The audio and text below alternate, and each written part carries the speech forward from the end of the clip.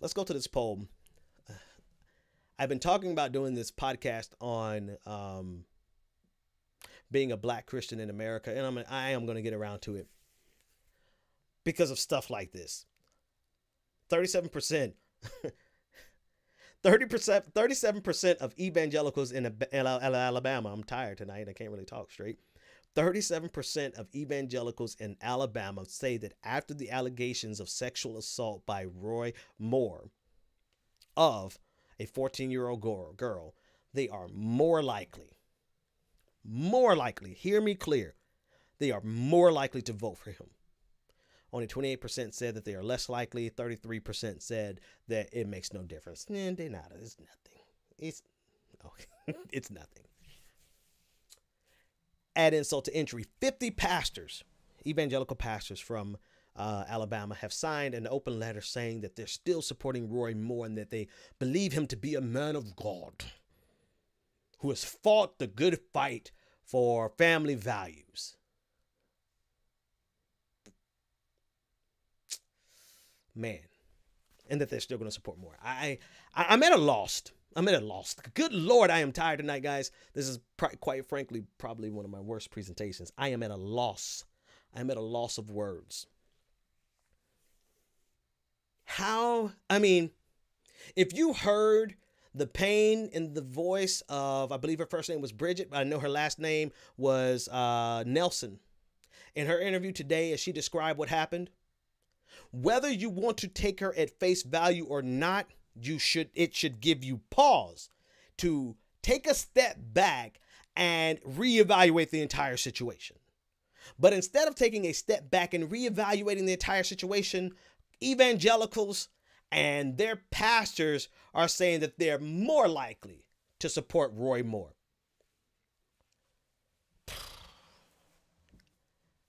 Family values. Like, you're concerned for the life of a child. You're concerned about a child being born, but then you're not going to be concerned about them being molested as so long as it doesn't involve a Democrat.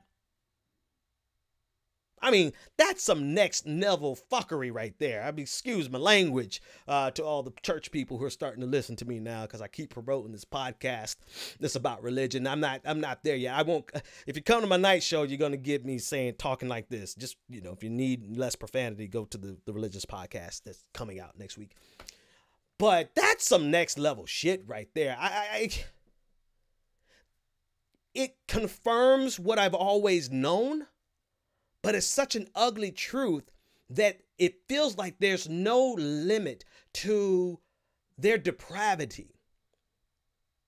And they clearly are demonstrating that they are more committed to Republican politics than they are committed to their own faith, to their own children. I mean, think about that. Than their own children.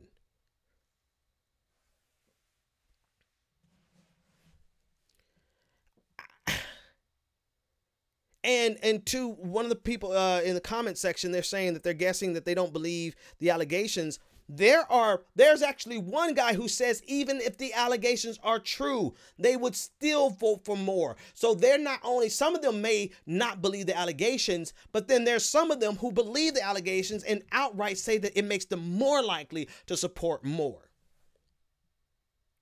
And what I'm saying is, even if you don't believe the allegations, why would you not protect your own reputation and the credibility of your platform, your voice, and take a step back to find out the facts?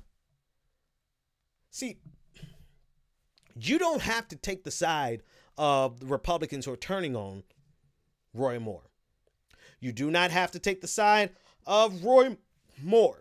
You don't have to take the side of Democrats who are like just mopping the floor at this dude. Like, I mean, and it's just part of the political landscape. Democrats are going to do this. You know why? Because if the shoes were reversed, Republicans would do the same damn thing. You don't have to take any of their sides. But what you do not have to do is you do not have to run headlong and take the name of God, take the name of your church, take the name of all the reputation of all of your membership, the reputation of your entire faith, and throw it at the feet of an alleged pedophile. Why? Because at least he's not a Democrat?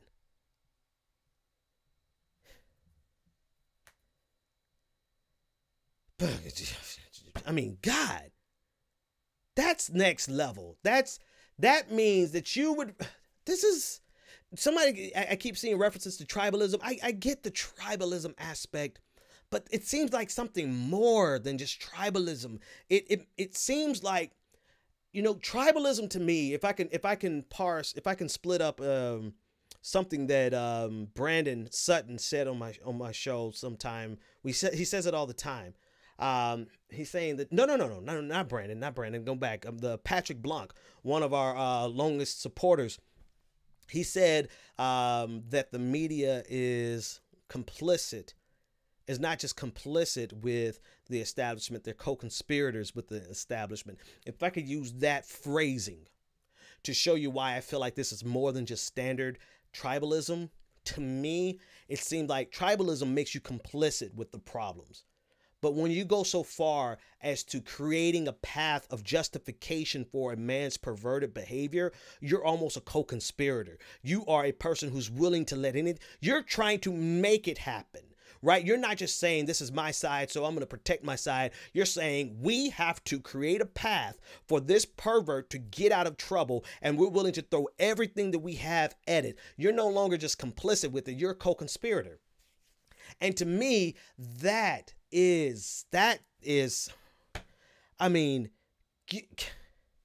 they're willing to let the name of God and the reputation of Christianity be even further sullied than everything that it's done in the past, right? I mean, we're just getting to a point where we can talk about the problems of Christianity in a reasonable way, you know, and debate the problematic nature of the organized religion throughout history and really outline how it was just as murderous as anything else. If you include the Crusades, that it was the justification for slavery, and it was the underpinnings for white supremacy. It was the religion of the KKK. It's been complicit in Jim Crow and, you know, actively a co-conspirator in Jim Crow. We're just getting to a place where we can parse all that and still sit back and say, you know what, it's me. Sit back and say, I can dissect all that and still be, you know, I am a Christian. That's who I am. And that's just what I want to be.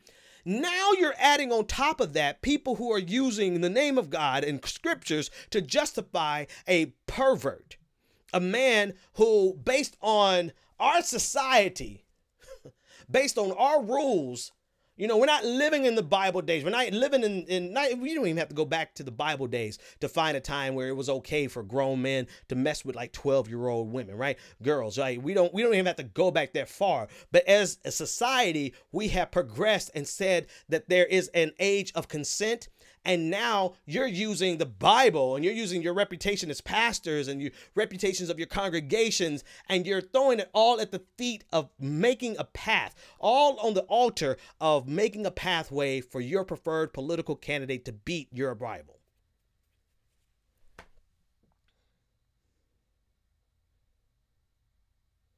And I was reading Glenn Greenwald's timeline, and he mentioned this, and I think it's worthwhile mentioning. This will be the last thing I'll say on this. Had Roy Moore been accused of messing with a little boy, well, that is the only thing that I think could have made any difference here, right? Because these evangelicals are 100% saying they're totally okay with pedophilia, so long as it's heterosexual pedophilia, right? They are quite okay. And so, but if it was Roy Moore going after, this was Glenn Greenwald, and I had to pause and think about that, right? I had to pause and think about that, because in that vein, it's not so far-fetched for this to be okay for them. It's totally not that far-fetched. We're talking about maybe a few generations ago that it was okay for a 90-year-old man to get a 12-year-old girl. You know, maybe I'm exaggerating. A 40-year-old man.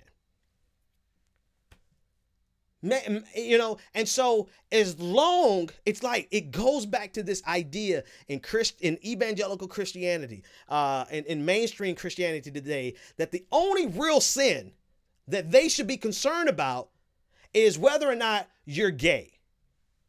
Because there's a seamless conflation between pedophilia and homosexuality in Christian circles. So they don't even really see this as pedophilia, right? Not for real, because if they did, they have such a revulsion because they consider everyone who's gay to be like a pedophile in training, right? They really think these twisted things about the LGBTQ community.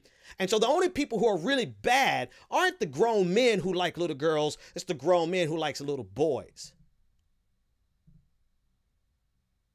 So it's okay. It's totally okay for a lot of them. They're like, oh, well, you know, she's 14, but she, you know, wait till she turns 16.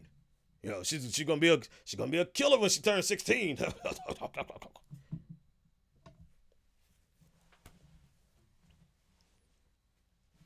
And that's a fundamental. This is a fundamental misreading of the Bible. It's an intentional misreading of the Bible. It is one that is politically expedient for conservative politics in the United States. It allows them to ignore economic justice and it allows them to ignore economic morality and try to focus only on sexual morality within the confines of their narrow definition of sexual morality. So it's nothing to it for them to excuse away a grown-ass man putting a 14-year-old girl who listen, can I unleash a little bit of toxic masculinity for a second? I would rip that motherfucker to shreds if he ever got near somebody in my family that age. Hell, if I even found out about that and she ain't even my family, I'd be in jail. Because then I don't care. Listen, it's a shame. Oh my God, did I even have to say this? I have to say this. I don't care if it's straight or gay, hetero or homo, I don't care. Every child should be able to explore their sexuality on their own timeline and on their own terms without any adult interfering with it. The fact that I have to say this to Christians makes me want to be an atheist. But I've been down that road and I've argued with myself and I've argued with God and I argued with the absence of God and I've had my own dialectic and come to my own conclusions. So that's not actually a question here, but what's a question is here. What the question at hand rather is there no end to their depravity? Is there no end? Is there no end? Yes, yeah. I mean, I will address this from Diana. She said the Bible preaches patriarchy. Sorry, but I mean, every aspect, just to be sure here, right?